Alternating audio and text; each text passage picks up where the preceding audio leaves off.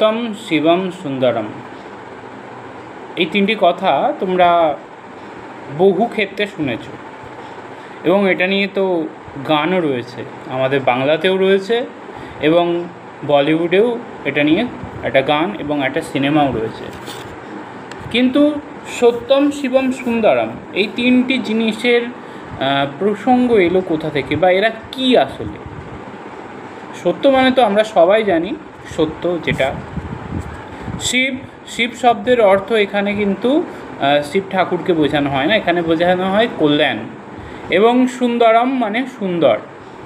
আসলে এই জগতে তিনটি জিনিস ছিল, আছে, থাকবে, এবং এই তিনটে জিনিস সর্বদা মূল্যবান। সত্য ছিল, সত্য আছে, সত্য থাকবে। সত্য কোনোদিন অসত্য হয়ে যায় না। শিব অর্থাৎ কল্যাণকর কাজ যেগুলো হয়, সমাজ কল্যাণ, সেই কল্যাণকর কাজগুলো অতীতেও মূল্যবান ছিল, বর্তমানেও মূল্যবান আছে, ভবিষ্যতেও মূল্যবান থাকবে।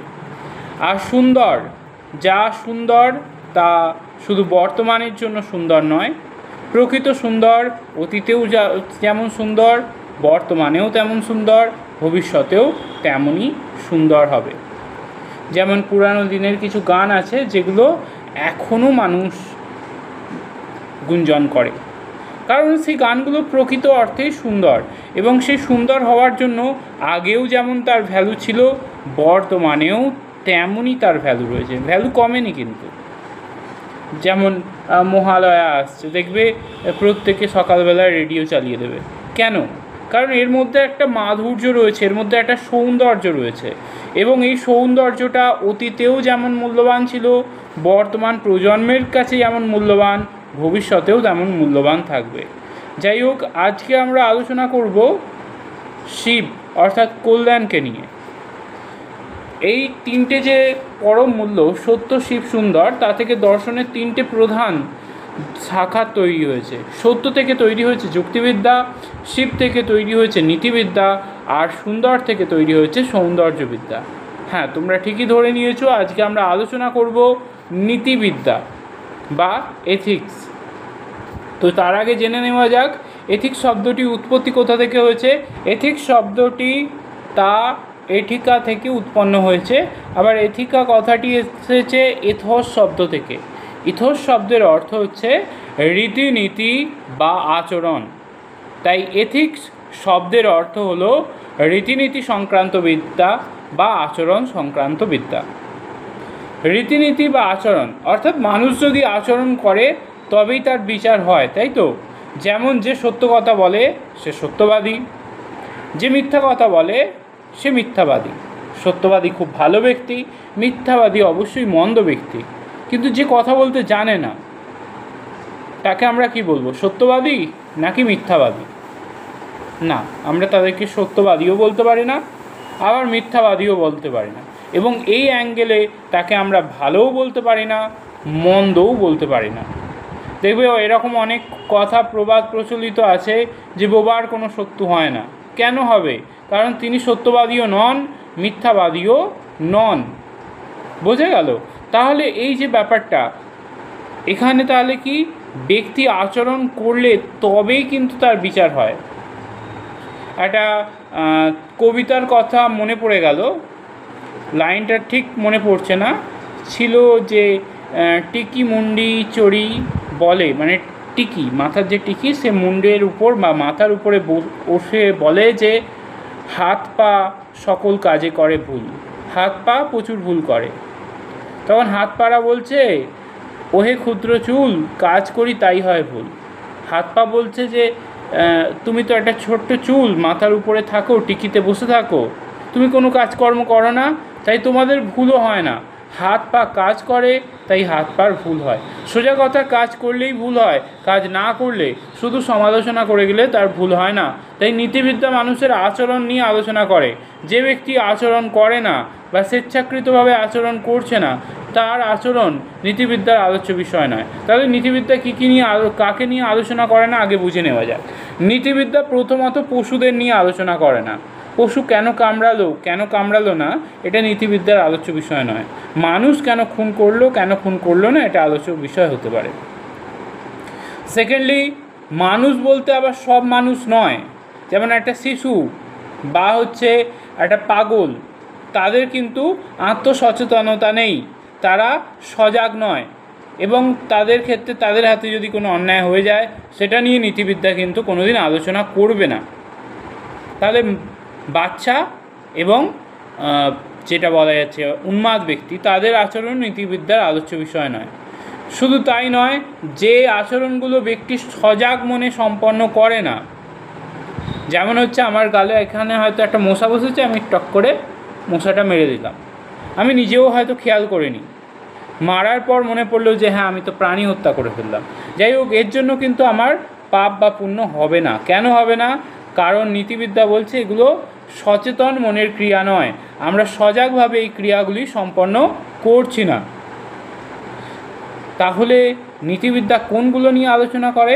নীতিবিদ্যা মানুষের ঐচ্ছিক ক্রিয়া নিয়ে আলোচনা করে। ঐচ্ছিক ক্রিয়া মানে ব্যক্তি ইচ্ছায়, স্ব ইচ্ছায় যে কাজ করেছে এবং ইচ্ছা করলে সে কাজটি নাও করতে পারত, সেই রকম কাজগুলোকে নিয়ে আলোচনা করে হচ্ছে নীতিবিদ্যা। যেমন চুরি করা, এটা কেউ কাউকে বাধ্য করতে পারে না, তাই তো? বাধ্য করে কাউকে চুরি করানো যায় না। ব্যক্তি ইচ্ছা করলে চুরি করতে পারে, ইচ্ছা না করলে চুরি নাও করতে পারে। আর যদি কাউকে বাধ্য করে চুরি করানো হয়, অর্থাৎ কানে বন্দুক ঠেকিয়ে বা তার পরিবার পরিজনকে কিডন্যাপ করিয়ে বা কোনোভাবে চাপ দিয়ে প্রেসারাইজ করে করানো হয়, তাহলে কিন্তু তাকে অপরাধী বলা হবে না। নীতিবিদ্যা তাকে কখনোই অপরাধী বলে ঘোষণা করবে না। বুঝে গেল? তাহলে নীতিবিদ্যা হচ্ছে মানুষের ঐচ্ছিক ক্রিয়ার ভালো মন্দ নিয়ে আলোচনা করে। এবার প্রশ্ন হচ্ছে এই ভালো মন্দ জিনিসটা আসে কোথা থেকে? দেখো, ভালো মন্দ কী, এটা নিয়ে রয়েছে একটা অনেক বিতর্কিত মত। ভালো কি মন্দ কি, এগুলো নিয়ে আমি আপাতত এখানে কান্টের থিওরিটা তুলে ধরবো। কান্ট বলেছেন যে কাজ সবাই করতে পারে সেটা ভালো, আর যে কাজ কেউ করতে পারে না বা সবাই করতে পারে না সেটা হচ্ছে মন্দ। যেমন সবাই চুরি করতে পারে না, যদি সবাই চুরি করে প্রবলেম কোথায় হবে? তাহলে কারো বাড়িতেই কোনো কিছু সুরক্ষিত থাকবে না, তাই তো? চোরের বাড়িতেও নয়। আমি তোমার বাড়ি থেকে চুরি করে ওর বাড়িতে চুরি করতে গেলাম, ও আমার বাড়ি থেকে চুরি করে রেখে ওর বাড়িতে চলে গেল, আমি আবার তার বাড়িতে গিয়ে চুরি করলাম। কেউ কারো বাড়িতেই কোনো জিনিস সুরক্ষিত থাকবে না, তাহলে এই কাজটা মন্দ কাজ। কথা দিয়ে কথা না রাখা মন্দ কাজ। আমি কথা দিচ্ছি তোমাকে আমি এই কাজটা করে দেব বলে আমি কথাই রাখলাম না, তাহলে কথা দেওয়া ব্যাপারটাই একটা স্লেস বা কী বলা যেতে পারে আলংকারিক বিষয় হয়ে দাঁড়াবে, তার আর কোনো ভ্যালু থাকবে না। সো এই কারণে এইগুলো হচ্ছে মন্দ কাজ। আর ভালো কাজ যেগুলো সবাই করতে পারে, সত্য কথা বলা, সবাই সত্য কথা বললে কোনো অসুবিধা নেই, সবাই দান করলে কোনো অসুবিধা নেই, সবাই দরিদ্রের সেবা করলে কোনো অসুবিধা নেই, সবাই গুরুজনদের সম্মান করলে কোনো অসুবিধা নেই, তাহলে এই কাজগুলো ভালো। বুঝতে পেরেছো? তাহলে যে কাজ সবাই করতে পারে সেটা ভালো, আর যে কাজ সবাই করতে পারে না, দু একজন করলো ঠিক আছে, কিন্তু সবাইয়ের জন্য অ্যাপ্লাই করা যায় না, সেটা মন্দ কাজ। এইভাবে নীতিবিদ্যার একটা আলোচনা বা নীতিবিদ্যা কী বোঝানো যেতে পারে। আচ্ছা, নীতিবিদ্যার সংজ্ঞা যারা নোটসে লিখবে তাদেরকে তো কয়েকজন দার্শনিকের নাম লিখতেই হয়। প্রথম আছে উইলিয়াম লিলি। উইলিয়াম লিলি কী বলছেন? নীতিবিজ্ঞান হলো সমাজে বসবাসকারী মানুষের আচরণ সম্পর্কিত একটি আদর্শনিষ্ঠ বিজ্ঞান, যা মানুষের আচরণের উচিত অনুচিত বা ভালো মন্দ নিয়ে বিচার করে। তাহলে নীতিবিদ্যা হচ্ছে সমাজে বসবাসকারী মানুষের আচরণ সংক্রান্ত বিজ্ঞান এবং আচরণেরই উচিত অনুচিত, অর্থাৎ তোমাকে অ্যাক্টিভ থাকতে হবে, আচরণ করতে হবে। আবার ম্যাকেনজি কী বলছেন? ম্যাকেনজি বলছেন নীতিবিদ্যা হলো আচরণের ঔচিত্য বা ভালোত্ব সম্পর্কিত বিজ্ঞান, অর্থাৎ মানুষের আচরণের কোন কাজটা উচিত আর কোন আচরণটা অনুচিত তা বিচার করা হচ্ছে নীতিবিদ্যার কাজ। এছাড়া মুরহেড রয়েছেন। মুরহেড বলছেন নীতিবিদ্যা হলো মানুষের আচরণের সঙ্গে যুক্ত সর্বোত্তম আদর্শের বিজ্ঞান। মানুষের আচরণের সঙ্গে যখন আমরা সর্বোত্তম আদর্শ, পরম আদর্শ কি সত্য শিব সুন্দর, তাই তো, সেগুলোকে যখন যুক্ত করব তখনই সেটা হয়ে যাবে নীতিবিদ্যা। রজার রস কি বলছেন? নীতিবিদ্যা হলো এমন একটি বিজ্ঞান যা মানবীয় আচরণের পরম আদর্শগুলি যথার্থ মূল্য নির্ধারণের নীতিগুলি প্রণয়ন করে। তাহলে সবাইয়ের মূল বক্তব্য হচ্ছে মানুষের আচরণ এবং তার বিচার। মানুষ যা আচরণ করে তার বিচার করাই হচ্ছে নীতিবিদ্যার কাজ। এবার নীতিবিদ্যা একটি আদর্শনিষ্ঠ বিজ্ঞান, এটা বুঝতেই হবে। সত্য, শিব, সুন্দর, এই তিন আদর্শের মধ্যে শিবকে কেন্দ্র করেই কিন্তু এই নীতিবিদ্যা তৈরি হয়েছে। আর কি না, এটা মানুষের আচরণ নিয়ে আলোচনা করে।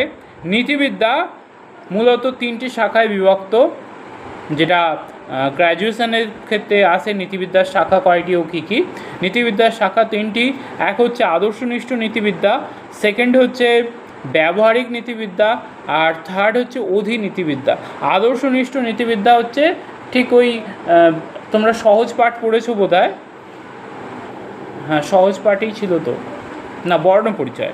বর্ণপরিচয় বিদ্যাসাগর মহাশয় বলছেন কি, রাম সুবোধ বালক বা সর্বদা সত্য কথা বলিবে, কখনো মিথ্যা কথা বলিবে না, না বলিয়া অপরের দ্রব্য লওয়াকে চুরি বলে। এগুলো হচ্ছে আদর্শনিষ্ঠ নীতিবিদ্যার কথা। বা আমাদের পুরাণের রামচন্দ্র হচ্ছেন একজন আদর্শনিষ্ঠ ক্যারেক্টার, যিনি আদর্শের জন্য বনে গেছেন, যিনি আদর্শের জন্য স্ত্রীকেও ত্যাগ করেছেন, যিনি আদর্শের জন্য সমস্ত কিছুই করতে পারেন। অর্থাৎ তার কাছে তার আদর্শটাই সব, আদর্শের দ্বারা তিনি চালিত হন। এরকম নীতিবিদ্যা ফলো করা ব্যক্তিরা ক্যারেক্টারটা হয় রামচন্দ্রের মতো। তারপর ব্যবহারিক নীতিবিদ্যা। ব্যবহারিক নীতিবিদ্যা বলছে প্রয়োজনে মিথ্যা কথা বলা যেতে পারে বা প্রয়োজনে অসৎ পথ অবলম্বন করা যেতে পারে। যদি কোনো মিথ্যা কথা 100 জন মানুষের জীবন বাঁচিয়ে দেয়, সেক্ষেত্রে অবশ্যই বলা উচিত। ধরো তুমি পরাধীন ভারতে বাস করছো এবং তোমার বাড়িতে একজন বিপ্লবী লুকিয়ে আছে, আর একজন ইংরেজ এসে তোমাকে জিজ্ঞাসা করছে, হ্যাঁ তোমার বাড়িতে কি কোনো বিপ্লবী লুকিয়ে আছে? এবার তুমি যদি সেখানে বলো যে হ্যাঁ হ্যাঁ হ্যাঁ আমার বাড়িতে একজন বিপ্লবী আছে, তাহলে কি হবে না, তুমি হয়তো সত্যবাদী থাকলে কিন্তু তোমার জন্য একজন ভারতীয়, একজন বিপ্লবী যে দেশকে মা রূপে পুজো করছে, তার জীবনটা হারাবে। তো এরকম ক্ষেত্রে মিথ্যা কথা বলাকে ব্যবহারিক নীতিবিদ্যা অন্যায় বলে মনে করে না।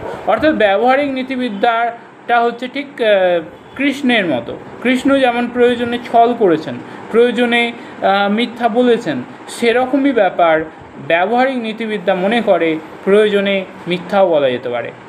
আর অধিনীতিবিদ্যা হচ্ছে এই যে ভালো মন্দ, উচিত অনুচিত, এই কথাগুলো কোথা থেকে এলো, এর মানে কি, এর উৎপত্তি উৎস ইত্যাদি নিয়ে আলোচনা করে যে বিদ্যা, সেটাই হচ্ছে অধিনীতিবিদ্যা। অর্থাৎ নীতিবিদ্যার যে সমস্ত টার্মগুলো রয়েছে সেগুলোকে নিয়ে আলোচনা করে যে বিদ্যা, সেটাই হচ্ছে অধিনীতিবিদ্যা। আর যেটা লাস্ট বলতেই হয়, নীতিবিদ্যা এবং দর্শন কিন্তু অভিন্ন নয়, নীতিবিদ্যা দর্শনের একটা শাখা।